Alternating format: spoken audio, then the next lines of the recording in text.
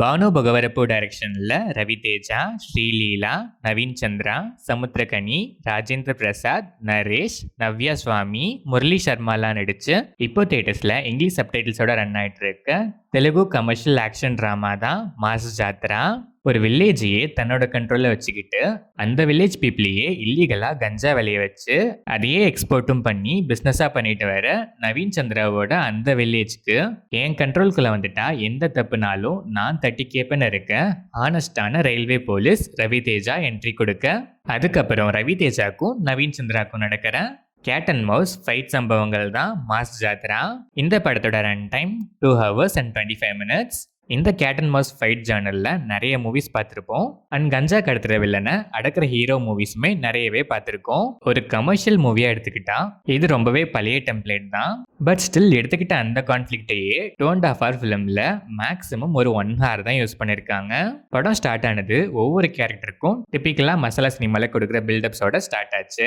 போக போக மெயின் கான்ஃபிளிக்டா இந்த ஸ்டோரி லைன்ல எடுத்துக்கிட்டதை ஒரு சைட் லைனா ஓரங்கட்டிட்டு சைட் லைனா ஆட் பண்ண வேண்டிய கமர்ஷியல் ஃபில்லர்ஸான போரிங் லவ் ட்ராக்கோட அதுவும் கான்ஃபிளிக்ட்கே அகேன்ஸ்டா இருக்கிற மாதிரி ரொம்பவே வியாடான ஒரு ஆங்கிள் ஆட் பண்ணி தான் ஸ்டோரி டிராவல் ஆச்சு.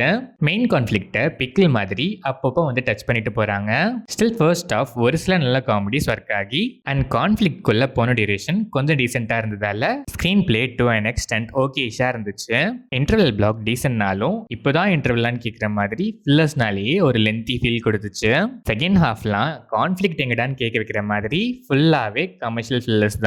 அதுவும் சுத்தமா கனெக்டே ஆகல. எமோஷனல் சீன்ஸ் கூட அந்த அளவுக்கு இம்பாக்ட்ஃபுல்லா இல்ல, ரொம்பவே ஆர்டிஃபிஷியல் அண்ட் கிளைமேக்ஸ் கூட ரொம்பவே டிபிக்கலா இருந்துச்சு. ஆனா அதையுமே ரொம்பவே ஸ்ட்ரெச் பண்ணியிருக்காங்க.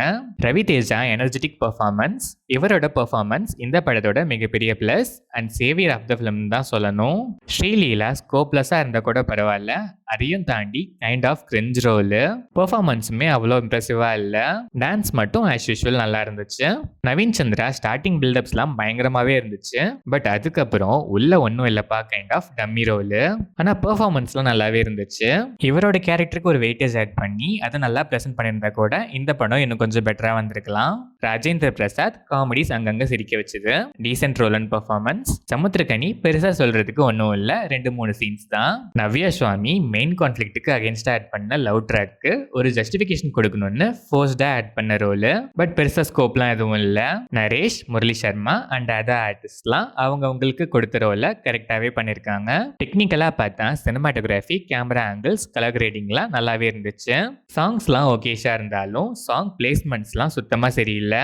பேக்ரவுண்ட் ஸ்கோர் சில இடங்கள்ல ஓகேஷாவும் இருந்துச்சு, சில இடங்கள்ல இரிட்டேட்டிங்காகவும் இருந்துச்சு. எடிட்டிங் பேட்டர்னுமே அந்த அளவுக்கு இம்ப்ரெசிவா இல்லை. ஓவராலாக பார்த்தா ரொட்டீன் அவுடேட்டட் ஸ்டோரி லைன், அதை விட அவுடேட்டடான கமர்ஷியல் ஃபில்லர்ஸால ஃபில் பண்ண டிராகடு ஸ்க்ரீன் பிளே. பட் அந்த ஃபில்லர்ஸ்லாம் ஃபர்ஸ்ட் ஹாஃப்ல டு அன் எக்ஸ்டென்ட் பாசபிளா இருந்துச்சு. செகண்ட் ஹாஃப் அதுக்கு மேல லிமிட்டை கிராஸ் பண்ணி இரிட்டேட் பண்ணிடுச்சு.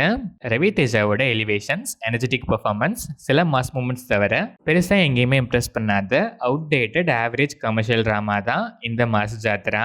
சுமாரா இருந்தா கூட பரவாயில்ல, ரவிதேஜாவோட மாஸ் எலிவேஷன்ஸ்லாம் நல்லா ப்ரெசென்ட் பண்ணி சில ஜோக்ஸ் மட்டும் நல்லா ஒர்க் ஆனா போதும்பாங்கிற மைண்ட் செட்ல இருக்க ஆடியன்ஸ் ஒன்ஸ் ட்ரை பண்ணி பார்க்கலாம்.